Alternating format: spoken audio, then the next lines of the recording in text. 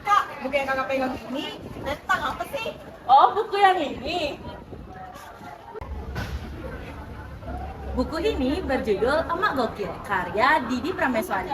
Merupakan sebuah buku yang berisi kumpulan cerpen mengenai para perempuan yang akan atau sudah menjadi ibu atau emak.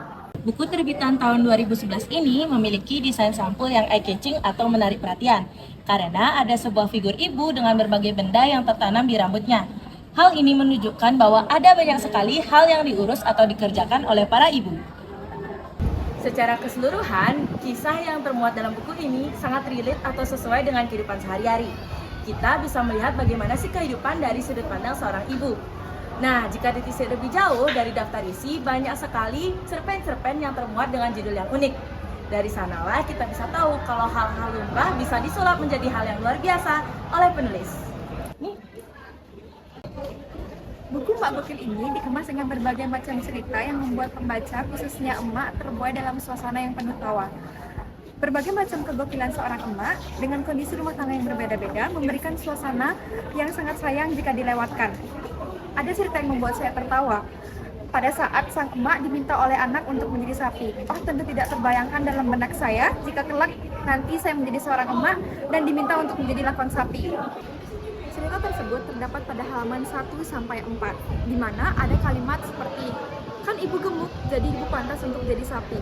Kalimat tersebut mungkin untuk sebagian orang akan menyakiti hatinya, tetapi bagi seorang ibu, walaupun dia sudah diajak seperti itu, dia akan tetap menuruti permintaan anaknya, bahkan untuk menjadi sapi sekalipun.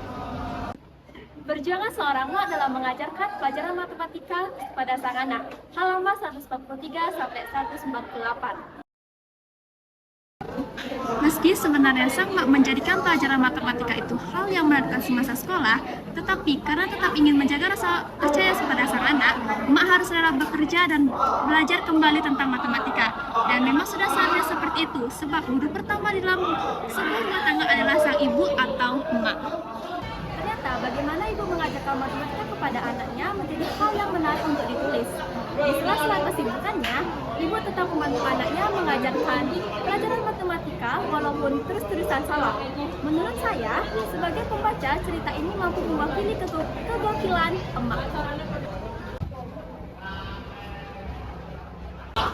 Buku ini bertujuan untuk memberikan motivasi atau inspirasi kepada seluruh kaum perempuan yang akan dan sudah berada pada fase emak atau menjadi seorang ibu. Jadi buku Emak Gokil ini cocok sekali dijadikan referensi bagi para ibu-ibu yang ada di Indonesia pada umumnya. Buku ini belum memberikan efek secara langsung, tetapi buku ini akan memberikan sesuatu atau sebuah dorongan tersendiri bagi para emak atau ibu-ibu milenial yang ada di Indonesia. Dan tingkah gokil akan menjadi suatu yang tidak bisa dihindari karena terjadi secara spontan.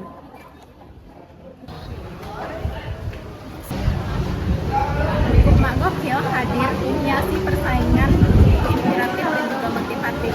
Lihat dari buku ini yang ditulis begitu polos dan tuangkan dengan cerita kegokilan para emak.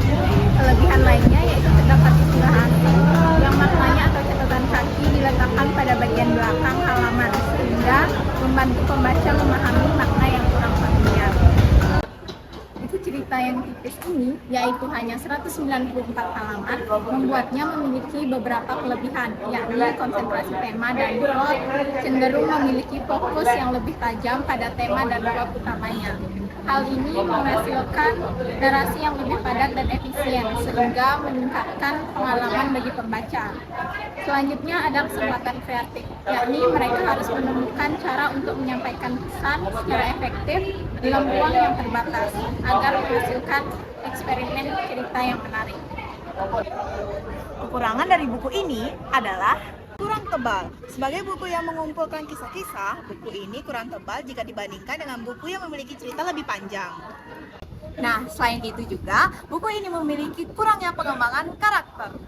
Karena cerita-cerita dalam buku ini pendek dan fokus pada humor, karakter-karakter dalam cerita mungkin tidak memiliki pengembangan yang cukup.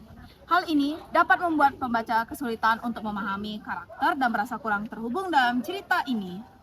Nah, Dalam buku ini juga terdapat istilah-istilah yang cukup asing dari sisi pembaca. Walaupun penulis memberikan catatan tambahan mengenai apa yang dimaksud, namun catatan itu diletakkan di akhir setiap cerita dan cukup menyulitkan karena harus membolak-balik halaman untuk melihat catatan tersebut. Gaya bahasa dalam buku ini yang dituturkan masing-masing penulis diungkapkan dengan bahasa yang mudah dipahami dan juga mengundang tawa. Dengan penyampaian yang mengembangkan imajinasi dan sopan, walaupun kebanyakan bahasa yang digunakan itu bahasa gaul dan kreatif. Tapi pada dasar buku yang begitu kocak sudah menyatakan bahwa isi dalam buku ini benar-benar gokil. Belum membacanya saja sudah tertawa duluan. Masing-masing cerita juga dikemas dengan tidak terlalu panjang layaknya sebuah novel. Jadi cocok untuk menemani emak sekalian di waktu santai setelah usai mengerjakan pekerjaan rumah yang segunung mungkin. Sayang sekali jika dilewatkan begitu saja. Emak tidak akan pernah merugi jika dimiliki buku yang penuh inspirasi dan inovasi ini. Sebab perjalanan hidup seseorang emak penuh lika-liku. Sudah selayaknya buku Emak Gokil menjadi teman para emak sekalian untuk tetap menghargai profesi yang mulia ini. Nah, bukunya tentang itu, Kak. Oke, makasih ya Kak udah jawab pertanyaan aku. Nah, karena Kakak udah jawab pertanyaan, maka aku akan kasih 10.000 karena Kakak udah jawab pertanyaan ini. Makasih ya, Kak. Iya. Dadah. Dadah.